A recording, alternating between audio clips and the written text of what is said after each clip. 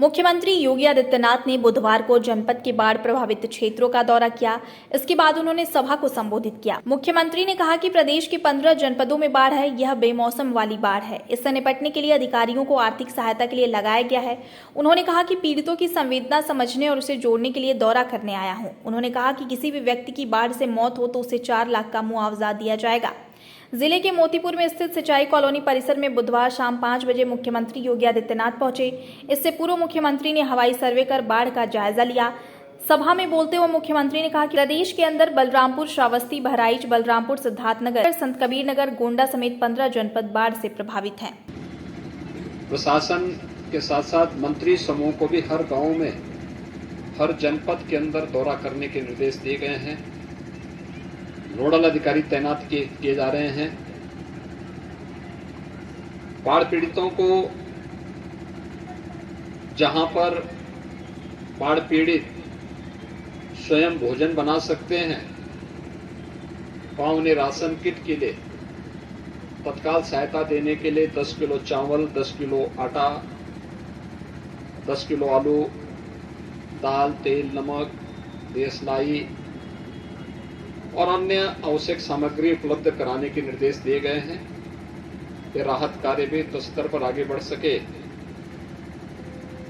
इसके लिए आवागमन को तीव्र करने, स्टीमर, नौकाओं की व्यवस्था करने, ये सभी कार्य युद्ध स्तर पर आगे बढ़ाए जा रहे हैं। जहां पर आवागमन अभी व्यवस्थित नहीं हो पाया है और राहत शिविरों में बाढ़ पीड़ितों को रहने के लिए मजबूर रहना पड़ रहा है, वहां पर उन लोगों को भोजन पैकेट पर्याप्त मात्रा में उपलब्ध कराने के भी निर्देश दिए गए हैं।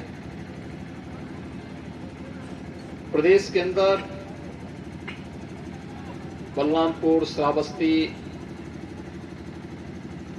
बहराइच, सिद्धार्थनगर, संत कबीर नगर, बस्ती, गोरखपुर समेत लगभग 15 जनपद वर्तमान में इससे प्रभावित है। और आज मैं प्रातःकाल से ही अयोध्या, गोंडा, बलरामपुर, श्रावस्ती, बहराइच इन सभी का दौरा कर रहा हूं। कल जल शक्ति मंत्री को ही मैंने इन क्षेत्रों का दौरा करने के लिए भेजा था।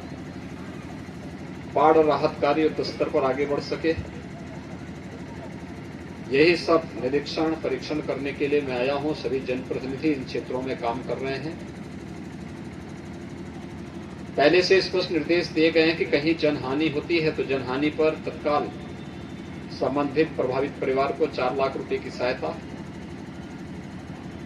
बाढ़ अथवा किसी आपदा में अंग भंग होने पर भी अनुमन्य सहायता तत्काल उन्हें उपलब्ध करवाने,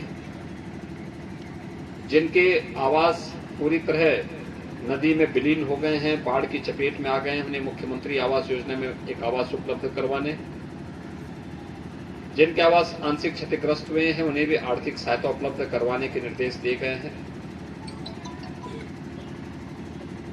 हम लोगों ने पहले ही हर जनपद को निर्देश जारी किए हैं कि जहां पे सूखा से, बाढ़ से फसल को नुकसान हुआ है उसका आकलन करके अविलंब अपनी रिपोर्ट दें, जिससे आर्थिक सहायता सभी पीड़ित परिवारों को उपलब्ध करवाया जा सके। इस बार सूखा से भी और बाढ़ से भी भारी पैमाने पर अन्नदाता किसानों को नुकसान हुआ है और सरकार उनके साथ में पीड़ा के समय में है।